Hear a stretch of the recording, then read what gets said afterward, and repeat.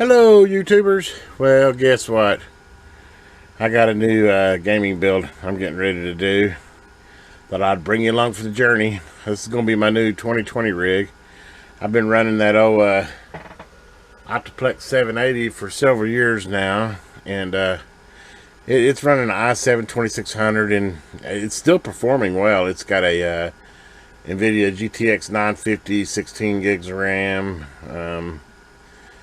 512 SSD drive, and basically it's still running solid. I just it's getting, I mean, it's about an 8-year-old CPU, and with the new Ryzen stuff coming out, I wanted to go ahead and build me an up-to-date gaming rig. So kind of go through what I've purchased here, and we'll go through a build.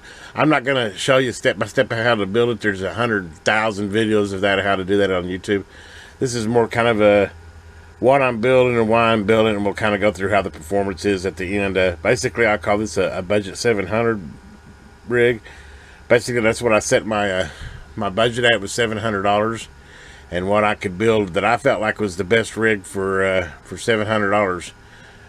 We start out with a Real Toro mid-tire case here. It's kind of a really unique case. If you look, there's the front of the case. If you notice, the glass is on the right side instead of the left side, which basically the motherboard, I guess, I'm out upside down to what most cases have it as.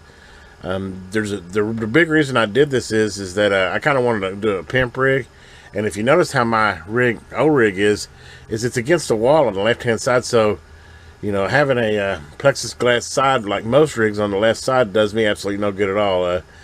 Nobody'd be able to see it. You know, might as well have a hard case like I got right now. Well, I found this case online, and you know, fit my budget. I think it was around $50 or $60 on sale. I'll list all the parts and what I paid for them, where I bought 99% of it on Amazon. I think I did buy the memory from Newegg, but Amazon had it was like a $10 difference. But anyway, I went with this case mainly because of the right-handed glass instead of left-handed glass. There's a couple other things I thought really cool. It's got LED, RGB control. It will support a full ATX motherboard, which I went with, and I'll kind of get into why I went that way with the motherboard. But the main reason was because of the right glass, and I'll be able to see it. And to me, if I'm going to have glass, I'd like to be able to see it, and anybody else come in here. And it's kind of cool because I'll be able to sit at my bench and, you know, look in there, see, make sure my fans are running good and everything. I don't know. We'll see how it looks after we're done, but it really looks like a cool case, and it's wide but short, and that was another requirement. I'm kind of limited on my height. I didn't want a massive case, so I'd call this it's a mid-tire size case, but it's more wider than tall than most cases. So it's a good 4 or 5 inches wider than my Optiplex, but it's almost identical in the height, which works perfect for where I'm going to be mounting it or setting it.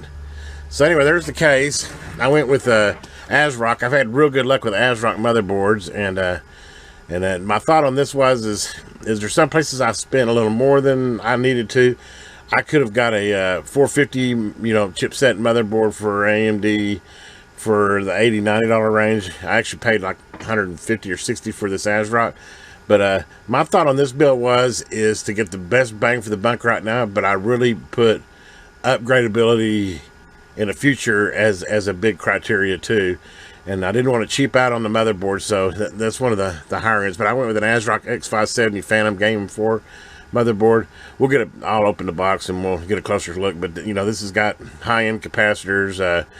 It should be a really good board with lots of upgradability. I mean, it's good up to you know, all the Ryzen Gen 3 right now current. So it should support us, you know, an upgrade CPU for years to come. And as the price goes down, I might even upgrade that. But we'll get to the CPU. But then I went with an ASRock Radeon RX 580, which that was it was a back and forth for me. The RX 580 and the, what is it, 1660 or whatever, NVIDIA, man, we're talking apples to apples. I mean, performance-wise, they're about the same.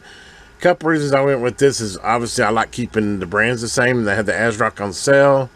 The 580 is a little less power hungry. It does run a little bit hotter, but I think in this case it's going to have plenty of cooling. And support wise, you know, I'm doing it. This is kind of an all-in AMD build, so I thought it was kind of cool. I went, you know, obviously Radeon is an AMD product now, so anyway, I went with the RX 580 motherboard, and from all the benchmarks I could see for the $150 to $200 board, you know, hands down, that's going to be your best buy. It's between the 1660 NVIDIA and this one, and I could get this a little bit cheaper, and it matched my AMD system, so I went with it. I went with the Ryzen, what was it, I think it's the, what can't I think of the name of it now? The Ryzen 2600, which is the 6-core. I've debated back and forth on going with the 2600 or the, I think it was the 2700, that was the 8-core. And I went out and looked at the benchmarks, and actually, for what I'm using it for, gaming and stuff, the 2600's got a little bit higher core clock at bench, at stock speed, so it actually performs a little bit better in gaming than the 2700, so I went with the 2600. Obviously, there's the 3600 out there now, but like I said, this is the budget build, and I knew going into this that, you know, these prices are probably going to drop in the Ryzen CPUs, and I'll have plenty of upgradability. And for, you know, for my 2600 i7, this thing's it's got twice the performance, so I'm getting a good boost on performance, and at a good price range. I mean, I think I only gave like 120 on sale for the second gen Ryzen 2600, and it's like I said, it's a 6-core, and I think it runs 3.4 or 3.5 at base and 4.1 turbo, so plenty of core speed there. Picked me up a couple of the case fans, and I actually went with the Rio Toro case fans because I actually had a good price at them on Amazon. I think I paid, but they're the 120 fans, and they're quiet, and they're LED lit, so I thought they kind of fit the rest of the deal. But I think I gave less than $10 a piece for these, and figured I'd just, you know, kind of match it up with the case. I bought an Intel 1 gigabyte 1660 M2 drive. That'll be my main boot drive. I'll pull some drives out of that as far as mass storage, but this will be my main boot drive, which is a 1 terabyte. And I think I gave like 108 for that. And I went with a Game Max RGB ready 600 watt power supply. A couple reasons I went with it was LED. I went out and read the reviews. It looked like it was RGB, I should say. In that range, the $75 range, this was just what I found as far as a good deal on a power supply. I searched high and low, and I wanted between the 600 and 700 watt. I figured that would be more than enough for the system I'm running. Like I said, I'll post all this stuff as far as prices and what I paid. But basically, when you add it all up, it comes up to right at $700. But anyway, I went with the 600, and it's I think it's bronze level certified, so it's a certified power supply. It should do me good. And then I went with some T-Force Vulcan Z 3200 DDR4 memory. This is 2 8-gig sticks, so it'll give me 16 gigs starting off, which in gaming 16 gigs should be more than enough. At memory prices these days, for another, you know, $50 or $75, I can bump it up to 32 if I feel like I need to. But I'm running 16 now, and I've never had a problem with memory being too short. But anyway, that goes over the whole build, and as I said, it came up to about $700 for the whole package. Kind of excited to get together, and I'm going to start putting it together. Like I said, I might stop along the way. This is going to be like video one, kind of me doing the overview of my 700 bid or 700 build, $700 gaming build. Boy, I'm tongue twisted today.